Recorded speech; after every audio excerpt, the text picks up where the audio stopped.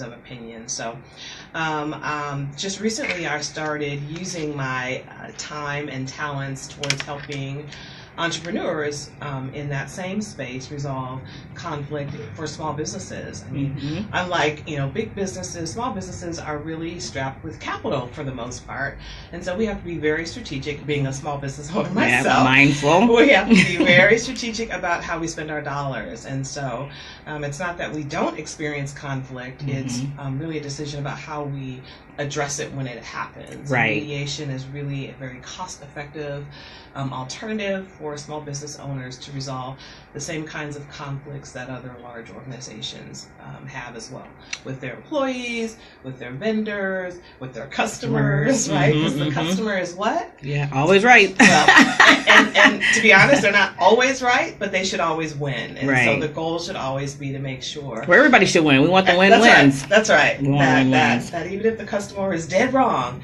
that you figure out a way that they feel like they've won. So is mediation, I mean, it seems like mediation probably has been something that's been around for a long time. I remember in high school we had like mediators and counseling and things like that. Yeah. But it doesn't seem like that really transferred over into the corporate space or into adult, world or whatnot. So is mediation like not new, obviously, it's something that's been there, but it's like up and coming, like instead of going to court, we're going to do now the mediation phase?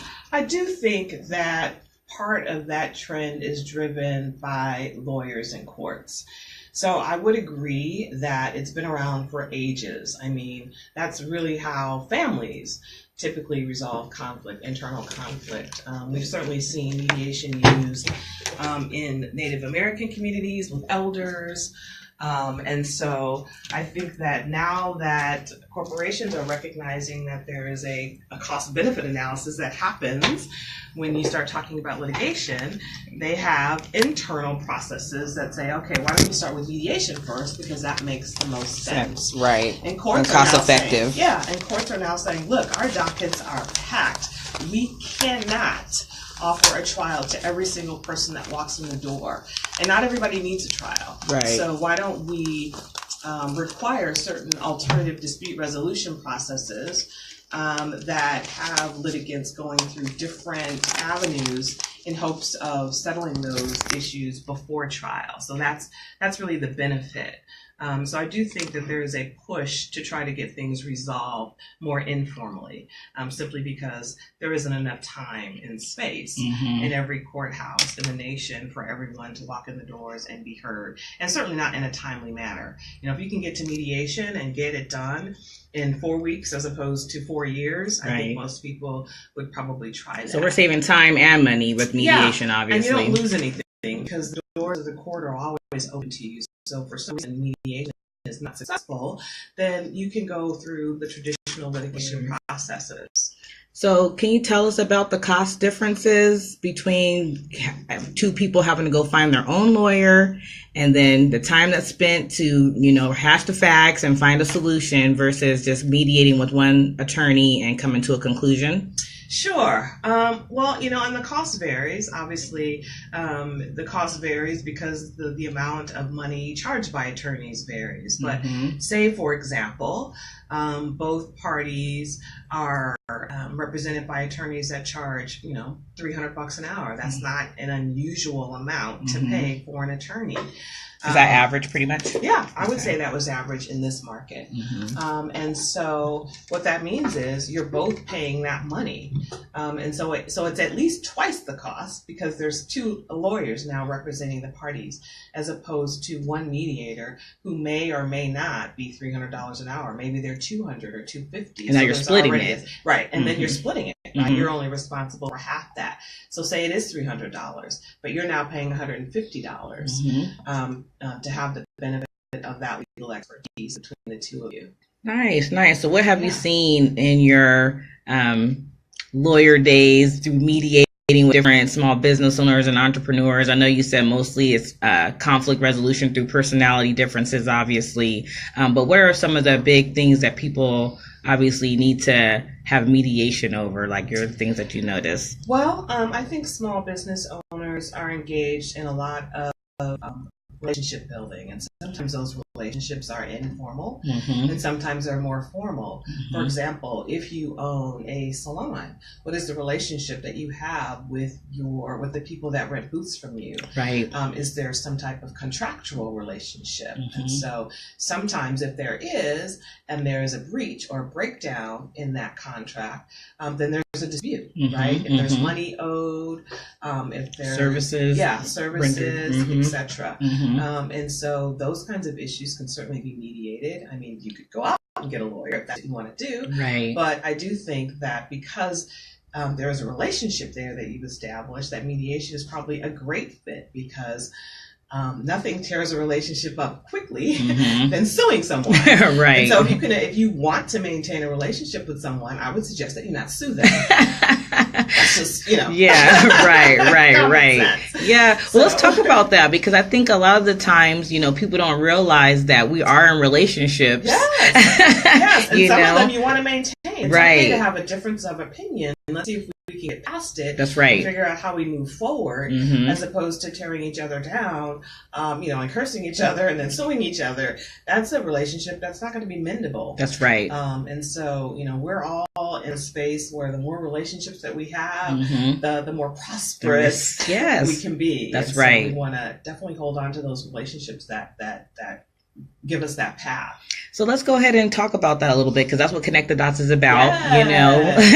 Absolutely. Building good relationships, Yes. building good rapport, and actually really trying to learn about each other. Right. Because we understand, as small business owners, everybody wants to, sell their product or their service. Right. We're all here to make money, but we have to remember that the relationship is like the currency. Yes. And trying to keep that in the forefront. And I think that's why, when we met and I knew that you were a lawyer and that we were both, gung-ho about financial literacy, it just really made sense for us to work together, because as small business, we're building and we're growing. We do want to maintain good relationships with each other. Just because we have a disagreement or we have a misunderstanding, because a lot of times it's just a miscommunication, Right. Having someone like yourself to be like, hey, you said that instead of but, so it's not really that big of a deal. Right. Exactly. Sometimes we forget it's like the small word change that can make, the difference in what we're trying to get accomplished with each other. Yeah, and really helping people work through some of those difficulties is really about listening and understanding where the people are coming from, and where there's room and opportunity for them to compromise and then grow forward. Mm-hmm. And not only that, when relationships break down, it's not only that relationship, it can be, what is that person saying out in the community? That's right. So it's about your brand, Yep. right? It's about how people perceive of you to be as a business owner. Mm-hmm. And so you always want to be the bridge builder, Mm-hmm. right? You don't want to be the person that people don't want to do business with. Mm-hmm. So Mm-hmm. it's very critical to kind of maintain and help bridge those differences when they occur, as soon as they occur, and not let them fester. And keep the integrity. And keep the integrity, absolutely. Because sometimes you got to fall on the sword. You know what is wrong. Yeah. But let's see what we can do. Right. to make it right. Right. And I think a lot of the times that we just feel, we kind of feel like people are numbers. You know what I mean? Which they are in a sense, but they're important numbers. They're important numbers. That's right. Because they multiply. And you need to cultivate, right? That's you need right. to cultivate those numbers for them to grow. That's right. And so not just looking at everyone as a number, but everyone as a value. Next. Yeah. We need to look at everybody plus one, plus two. You know what I mean? Absolutely. Because that's exactly what happens is as we grow, we always hear, word of mouth is the best form of business. It's the cheapest form, Sure. of business marketing. Right. You know what I mean? I think a lot of people forget about that. That's right. That's right. And Mhm. if your name is mud out in the street, well, that's not going to serve you, because people are going to spread not good things about you, negative things. That's right. So the more that you can kind of be about your business, Mind your business. right, and resolve these issues and get ahead of them, the better you'll be for it. So you guys, we are on Mind Your Business on Support District Radio. We're here with Donna Williams. For those that are just now tuning in, we have a couple watchers on there. Hey, Terry, Cornelius, thanks so much for tuning in. Hey. Terry saying, yes, build strong relationships. Kernita, Jazz, thank you guys so much for tuning in. We do this every Tuesday from 10 a.m. to 12 p.m. Where we meet with local entrepreneurs who are in the Valley. Some of them have joined the Connect the Dots platform. Some of them have not. But the basis here is to give entrepreneurs a voice and let people know that we are here, even though that we don't have a commercial or billboard.